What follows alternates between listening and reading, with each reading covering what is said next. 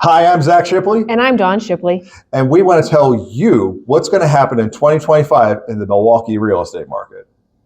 I think the most prominent question that people have been asking is about mortgage rates. Mm-hmm. And so based on what you know and what you think, what do you think mortgage rates are going to... If only we had a crystal ball. Right. What will they do in 2025? Are they going to come down? Are they going to go up? So I think what we're predicting and what we've seen already this year so far is that we're going to see a little bit more of a normal, not that up and down, which we saw a lot in those post-pandemic, a lot of up and down, and what's going to happen, when should you lock. So what we're seeing right now is slower changes, smaller changes, and rates aren't bad right now, right? They're not bad. No, it's if you use the metric of are they higher than they were 4 years ago, then they look terrible. Yeah. But also, I think what we are always communicating to our clients is that that was a real outlier situation, and it was something that was designed to keep us from falling into a recession, depression in the midst of out of control circumstances in the global stage. So right now, it's end of December. Right now, when I'm writing offers for clients, I'm writing interest rates, predicting, for the financing contingency that will be around 7%. I've heard that, there's a chance that rates may drop a little bit. I don't know that we'll see in the next year anything much lower than 6 is what I'm kind of hearing from experts is we may see some up and down. 7 is a healthy amount and 6 would be awesome as well. The advice that we usually give to clients is if you can afford the house today and you can afford the payments today and you're comfortable with those numbers, buy the house when you're ready. Don't wait for rates. And from there, if rates do come down, then you can refinance into something even better. And then you don't have the cost of waiting. Prices are going to continue to go up. And rates, we don't have a crystal ball for what's going to happen. Yeah. And I think that's the real takeaway for anybody who's thinking about rates. Are they going to go up or down? It's you have to kind of go into the idea that they may not change at all. Right. If they go up, then you'll be glad you did it today. If they go down, you might be able to make some adjustments a year from now, 2 years from now with a refinance. And since it is small adjustments, is it really that big a difference locking in a rate at 7 versus 6.75? Right. And that's a question for a mortgage lender is what would the exact numbers be? But then also if you buy something at 7, at what point does it make sense to refinance? And that would be the conversation to continue having, because you want to make sure that it's a sound financial decision. It's an investment, but also prices are not coming down, even if interest rates do. So what's the cost of waiting for rates to come down would be the other question. Yeah, this kind of dovetails nicely into our next topic about home prices because we don't think they're coming down. They're at worst they're going to stay stable. And so if we're looking at some kind of appreciation anywhere from 3 to 4 to 5% from last year, well, gosh, that outpaces whatever your mortgage thing might be. So if you're waiting for mortgage rates to come down, the house price isn't.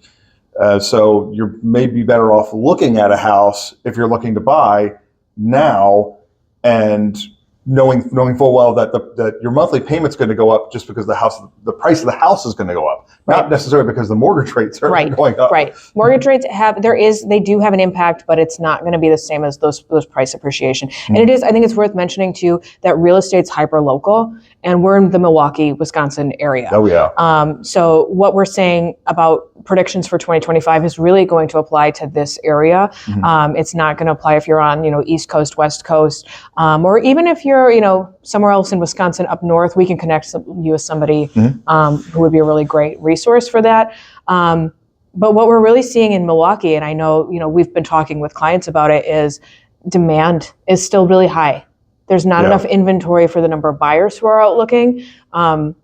Milwaukee in particular has a really well-qualified buyer pool. People are really financially responsible, which is awesome. But that means there's a lot of people who can afford to buy homes, who have the savings to buy homes, well-qualified buyers who are out there. And there's just not enough homes to satisfy all of those buyers. Especially when you start looking at price points, say under 300,000. This is not necessarily what they might call affordable housing, because somebody who qualifies for a $300,000 house probably has a pretty stable job, and it's maybe even two incomes, but that still doesn't mean that there's enough houses to go around. I mean, we look around the city that we live in, and generally all of Milwaukee County, you don't see that many vacant lots. There's no new houses coming up. So what we have is what we have. And so when we're talking about demand, there's just not enough to fill it. Right. And new home prices are going to be much more than $300,000. Yeah. Most first-time home buyers are not going to be looking in that price range. Some maybe, if they've waited until they're really financially ready to go at that price. But new homes are usually going to be much more than a first-time home buyer can afford. That said, I do feel that inventory levels are going to be repaired by new homes being built, because that's going to allow people who are in those existing homes to move up. That's a great point. And so it's going to free up inventory in those more affordable sectors, when somebody who has the $300,000 house can now afford the $500,000, $600,000, $700,000 house. If everybody can move up, that person moves up, and then the person who's in the apartment can move up to that, and the person who's living in their parents' basement can move up to the apartment. We got to keep this cycle going, and when no one can move, it clogs up the entire thing. Right, and I think this is, Zach, too. This is where we see the interest rate challenge kind of coming to a head, is that sometimes people, where they maybe bought in 2020, 2021, when interest rates were great, or maybe they refinanced then, it's sometimes a little harder to think about moving up into those higher interest rates. So we have a lot of people who are sitting in their homes at that $300,000 range who are thinking, oh, if I move up, it's going to be a huge price jump. And that's some of the inventory challenge that we're seeing as well. Yeah, and it's going to need to be a pain point for some of those buyers to actually get out of their current homes. They're going to need to not just outgrow their current home, but outgrow it for a while.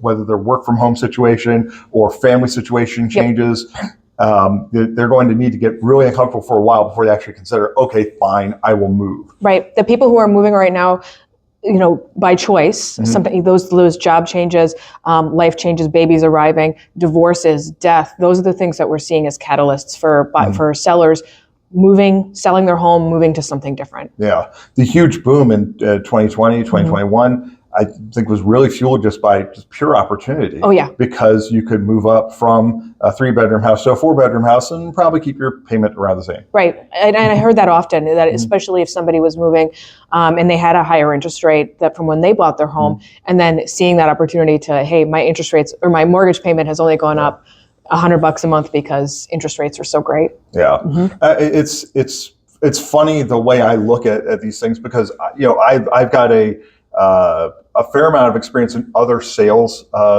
situations. For a number of years, I worked at stores where I sold television sets and appliances, and the price of TVs just keeps going down.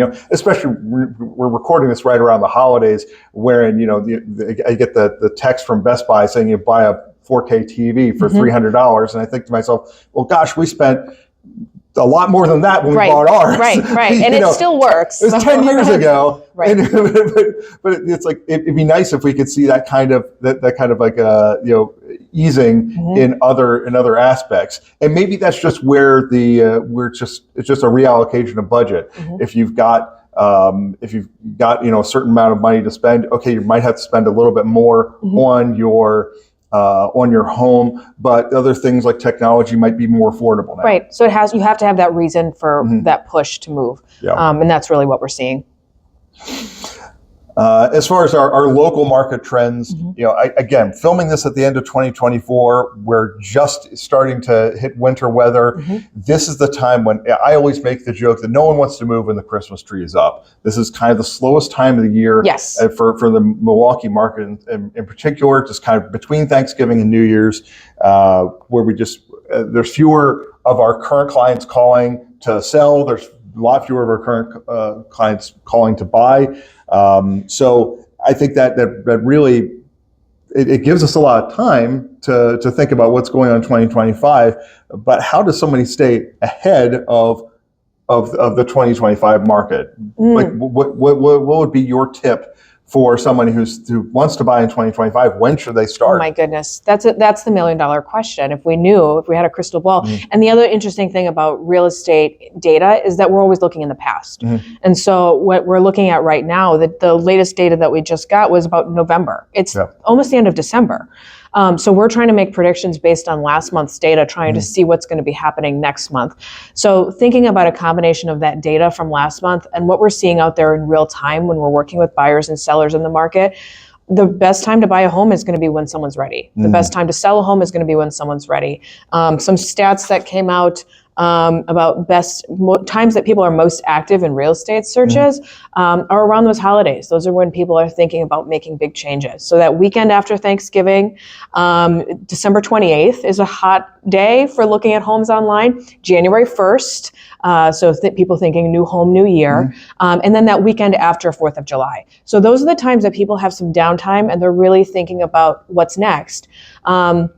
So if I was a buyer, if I was thinking about, hey, this is going to be my year, I would get ahead of those people who are thinking, I want to, start looking January 1st and start that process now. Talk to a mortgage lender, get my finances in order, connect with a real estate agent so that when I am fully ready, I can hit the ground running. Yeah.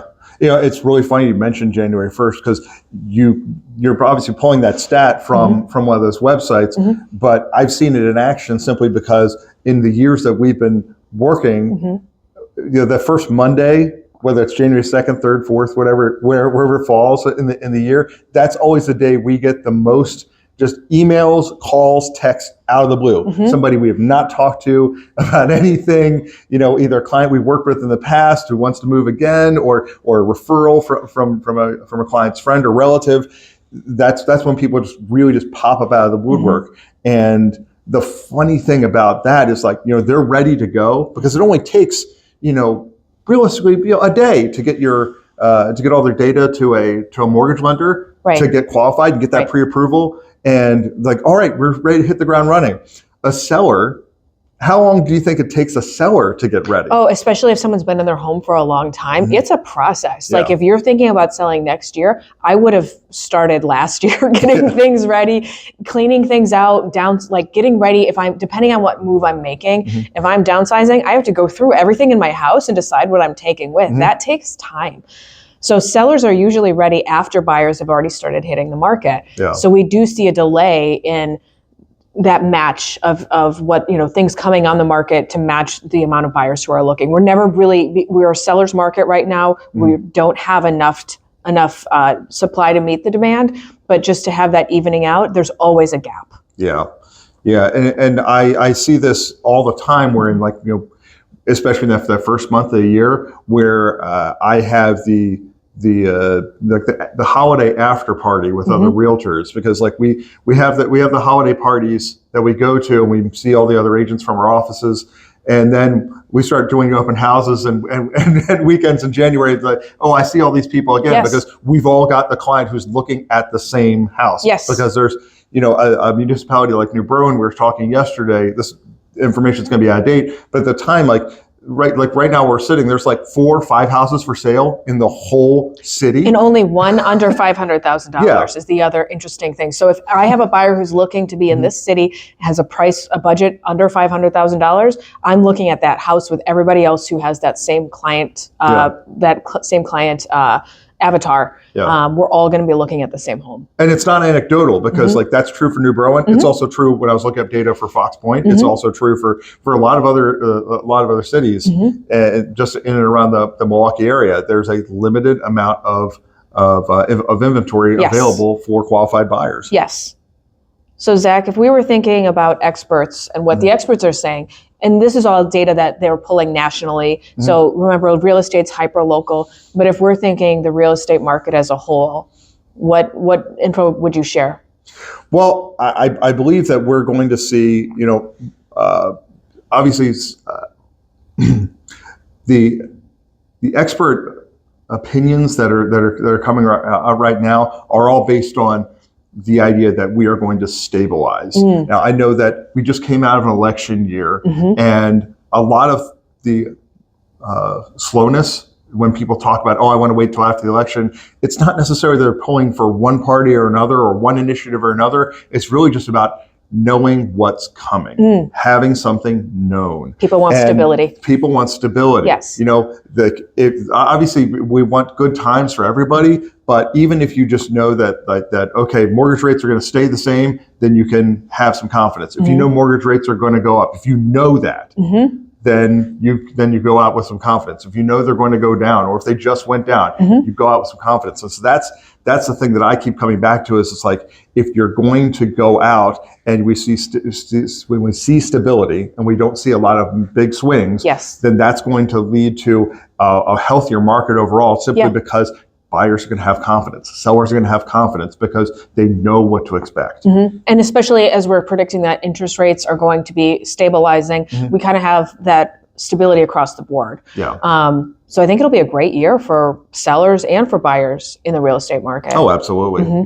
And again, we're talking, very hyper locally. Obviously, if you're watching this, you're outside the Milwaukee area, then you may not have this kind of same thing going on in your city or your state. But Milwaukee has been a very affordable city to live in for some time, and even as appreciation goes through, we still get the out-of-state buyer. Whose dollar goes so much further. You had a client who came from California earlier this year. I've had a couple clients moving in from out of state, and they depending on where they're moving from, they realize that their dollar just goes so much further in Milwaukee. That's how we ended up here, for that matter. That's true. It was more than a decade ago, but we were living in the Washington D.C. area where I grew up, and we realized that it's just so much more affordable to just move back to Milwaukee. Especially once you add a couple of kids in the mix, everything is expensive, and if you're keeping those housing costs more realistic and more reasonable. This is a very affordable area. I was talking with an agent partner out of state just last week who said that it used to be in his market, and he's in the Colorado area. It used to be that maybe 1 out of 3 or 1 out of 4 buyers was really financially ready to buy a home. And he said what he's seeing right now with the price appreciation that they've had over the last few years, that it's more like 1 in 5, 1 in 6. Wow. So a lot of his buyers, he was networking with agents around the country, especially in the Midwest, because we do see more stability in our pricing. Making it more affordable, especially for first-time home buyers. All right, awesome. So, Dawn, someone watching this right now is having that thought that they're going to be ready to make a move in 2025. Yes. If they own a house today, and they want to move up or move down, depending on what their situation is, what should their next step be? Oh, that's a great question. And it's really going to depend on their personal situation. And so I think the best first step is to connect with a real estate professional. Have somebody come out, get an idea of the home, any small changes that they could make to make their home as presentable, as exciting, and as enticing as possible to a potential buyer. There may be very small things that they can do to get ready. And I think that just feeling prepared and having a plan in place is going to be the biggest thing that they can do to get ready. Oh, yeah. Now, I get this question a lot when people talk about getting their house ready for sale. Yes. What does that mean? Does that mean remodel the bathroom or the kitchen? No, definitely not. We're going to make small, impactful changes. Some people have nothing to do, but most people have at least something to do, where it's whether they're just decluttering, depersonalizing, fixing any issues that they know about. If I have a leaky faucet, let's get this taken care of at a more relaxed time frame. Have somebody out and take a look at it, where it doesn't have to be the full remodel, just small changes. Yeah, I think about how many times I've gone to a house where one light bulb's burned out of the light fixture. There's 3 bulbs up there, one's burned out. Just replace that bulb. You don't have to spend a fortune. Spend $1 or $2 on a new bulb. Yes. It's small, impactful changes. Sometimes it's a fresh coat of paint. Very rarely is it even something as major as replacing a lot of flooring. It really depends on the home and the situation. But more often than not, when I'm walking into a potential seller's home, someone who's getting ready, my list of things to do is very small. And if someone is not currently a homeowner, let's say they're renting either a single family home, a duplex, or an apartment, they're renting right now, they want to get into something that they can own. Yes. What should their next step be from there? Education is, I think, the best first step. I used to be a teacher, and so I also like to be prepared. And I think meeting with a local real estate professional is going to be the best first step. They can connect you with a great local lender, make sure that you understand what to expect, future pacing the process, set up a search. Because what do you like? What homes are out there in your price range? Let's start gathering data. Maybe you're ready to look at homes today. Maybe you're not ready for 6 months. But let's get that information so that when you are ready, you can hit the ground running. Mm-hmm. Should they start going to open houses, Sure. taking a look at stuff? Get an idea of what's out there in the market. And get an idea of what you like at certain budgets. Nail down your perfect neighborhoods. There's a lot of things that you can do before you're ready to write an offer. A lot of things you can do to get ready. Something I guess I'll add to that is also thinking about your timeline. If you are renting right now, your lease probably has some kind of end date. Yes. Or in the case of Milwaukee area, because we have harsh winters, a lot of landlords say you can't move out between January and March or April or something. We always move in the winter, and I don't know, we're crazy, but like you and I move every time we've moved, it's been in winter. January. But most people don't do that. So what should they do if they have an end date for their lease or planning for after? Think about when that date is, and then maybe subtract 45 to 60 days from that date, and know that that's your deadline for finding a house to move into. So if your lease ends, let's say May 1st, you should really have your house that you're going to be purchasing. You don't have to close on it, but like have that totally picked out by mid-March to end of April, because we're looking at 30 to 45 days from the accepted offer stage to closing. And so when we're talking about that kind of timeline, 6 weeks sounds like a long time, but like you don't want to have a gap between the end of your lease and the move-in date for your new place. Oh, definitely not. Not unless I have like really nice family members who want me to move in with them, with pets and everything else. I don't want to. I'd rather plan and not have that. Even just having to move all of your current stuff into storage for a day is a pain, because that means you're essentially moving twice. Yes, exactly. So planning ahead, getting ready now. That's a great idea. Being mindful of your timeline. Okay, so do you have any, Dawn, do you have any wild predictions for 2025? What do you think is going to happen, either in housing, Milwaukee in general? Oh my goodness, that's a great question. No, I need to think about it. Zac, do you have any wild predictions? Naturally, I do. So Milwaukee has been really prominent on the national stage over the last few years. Either between having a championship basketball team, and then of course our team just won big last night too, and also having both the Democrat and national and Republican national conventions in Milwaukee in the last two election cycles.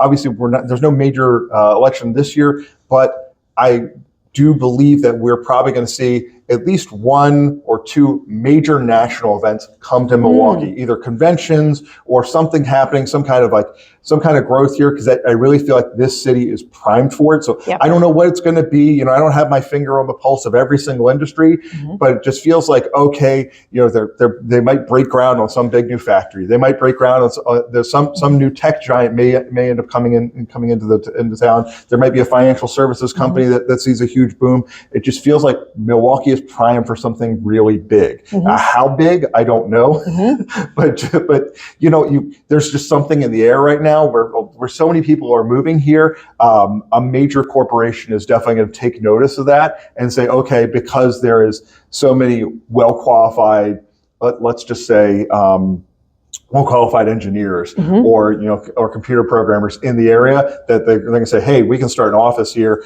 and hire 3,000, 5,000 local people that are just here, ready to work, ready to go. That's awesome. Yeah, Milwaukee, it's an exciting time to be in Milwaukee. So with that in mind, because it's an exciting time in Milwaukee, if you're thinking about moving to Milwaukee and you need someone to ask all these questions to that came up during this video that we didn't even touch on, you've got us to reach out to. Check out the contact information below and talk to Dawn, talk to me, talk to people on our team. We're happy to show you around the city and what we have to offer. If you're already living in Milwaukee and you want to move up or move down or move sideways, depending on what your needs are, then we're also really happy to help. Awesome. Thanks, Zac, for all the info. It's exciting. Thank you, Dawn, and thank you for watching. Be sure to smash that subscribe button, like us, follow us, hit us up on all of our other social media channels, and we're happy to deliver more wonderful insights in 2025.